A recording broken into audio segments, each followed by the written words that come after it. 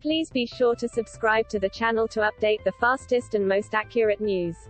Hello everyone, welcome back to my Royal Life News channel. The story for today is Princess Beatrice was joined by her husband Edoardo Mapelli Mozzi in Stockholm today as they met with Prince Carl Philip and Princess Sofia of Sweden to discuss dyslexia. The Queen's granddaughter, 33, cut an elegant figure in a mid-length black and blue floral gown by designer Zimmermann as she met the Swedish royals at the Royal Palace for the World Dyslexia Assembly earlier this morning. Beatrice was herself diagnosed with the learning difficulty, which can affect reading, writing and spelling, when she was 7 and has previously referred to the condition as a gift. The occasion marked a rare joint public outing for the royals' husband Edoardo, who also has the condition. Princess Beatrice appeared in high spirits at the event, wearing her auburn locks in loose waves. She opted for natural makeup for the outing, with a sweep of eyeliner and a touch of lip gloss. Meanwhile, she donned a black polka-dot dress from Zimmermann for the occasion, which she had previously worn to the Bahrain Grand Prix in 2019. The beloved Australian brand was founded in 1991 by sisters Nikki and Simone Zimmermann. Nikki first started designing dresses and would sell them at Paddington markets before landing a 2-page editorial in Australian Vogue. She joined a group which included Eric Adams, Mayor of New York, and Sir Richard Branson to call for systemic change to empower dyslexic thinking in every school and workplace.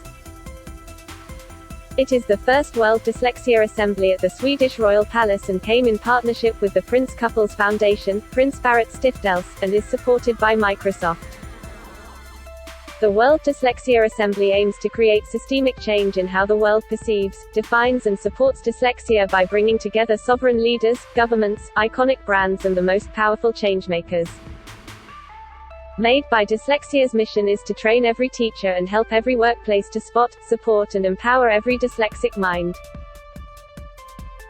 This mission is aligned with the UN Sustainable Development Goals, and they aim to achieve this by 2030. The assembly was hosted by Robin Curnow, CNN news anchor, who is dyslexic herself.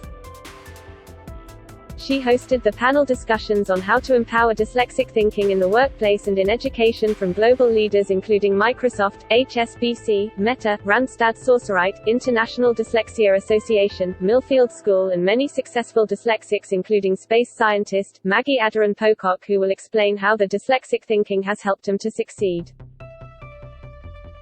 The assembly closed with the handing over of the Made by Dyslexia torch of global change to Eric Adams, Mayor of New York, who will host the next World Dyslexia Assembly in New York City in spring 2023. New York Mayor, Eric Adams, is dyslexic, and passionate about creating equality in all New York City schools. HRH Prince Carl Philip of Sweden said, through the Prince Couples Foundation, Princess Sofia and I wish to do our part to contribute to an inclusive society, a society that enables each individual to reach their full potential. Our wish is that the Assembly contributes to new conversations, new collaborations and new solutions that contribute to supporting every child and youth in being themselves.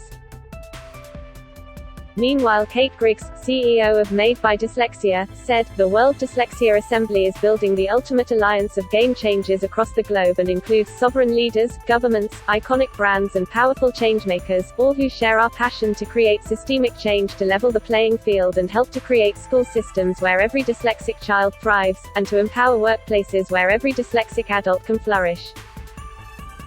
Sir Richard Branson said, dyslexic thinking skills are the very skills that foster innovators and entrepreneurs. Imagination and innovation will help us find solutions to the big problems that we face. That's why we must help governments and organizations all around the world to realize this too, and why it's vital we all work together to empower dyslexic thinking in every school and every workplace. The World Dyslexia Assembly is creating a global movement that will help us do just that. Princess Beatrice has previously spoken movingly about her experience of dyslexia. Speaking to Hello magazine, she referred to it as a gift because she feels it has offered her different skills in life, saying, I think that having dyslexia and reflecting on where I am right now in my career path, and also as an older person looking back, it definitely has allowed me to look at things in a new way and come up with solutions.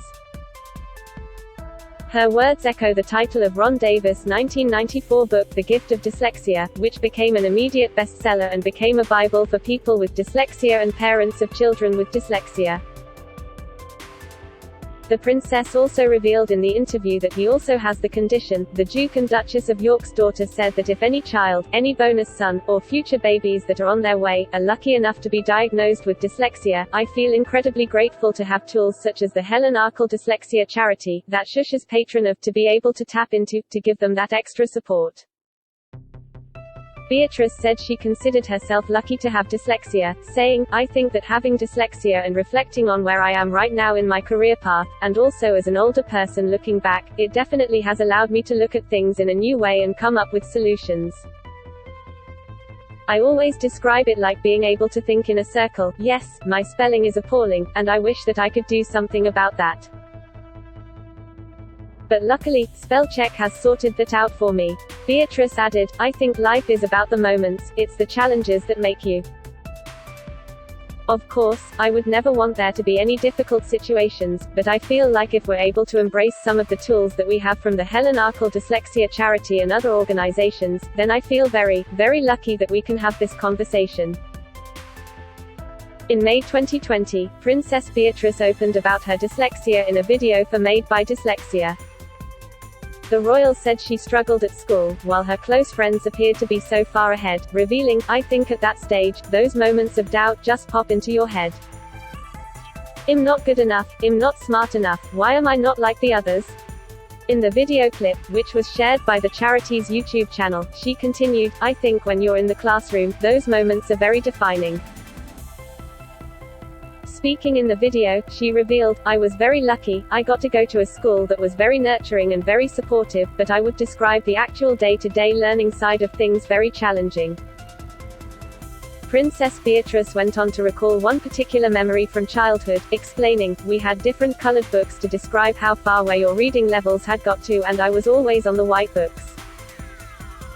My best friends were always on the yellow books or the green books, they were so far ahead." She said the experience led her to doubt herself, adding, "I think if I were to say to my younger self, do not be defined by those moments that happened to you in that exam or that classroom because they are lifelong learnings. They are lessons that you carry with you, and they build you up to be who you are." She said, "I'm very lucky I've been able to find a job that relies on my communication skills, and not just sitting behind a desk. A lot of my colleagues also have dyslexia because we work in a tech company that is always about looking at things different. I think that's one of the strengths we have as dyslexic is to look at things differently, be a problem solver, find new ways to do things, be experimental, entrepreneurial." She said, "It develops as you develop, it grows, it's part of you, it's part of how your brain develops. It is not something that is wrong with you, it is a great part of how your brain works, and everybody's brain works incredibly differently," she said. "There is nothing wrong, there is just everything that is so right." That is all for today news. Please make sure to leave your comment and subscribe the channel below for more news update.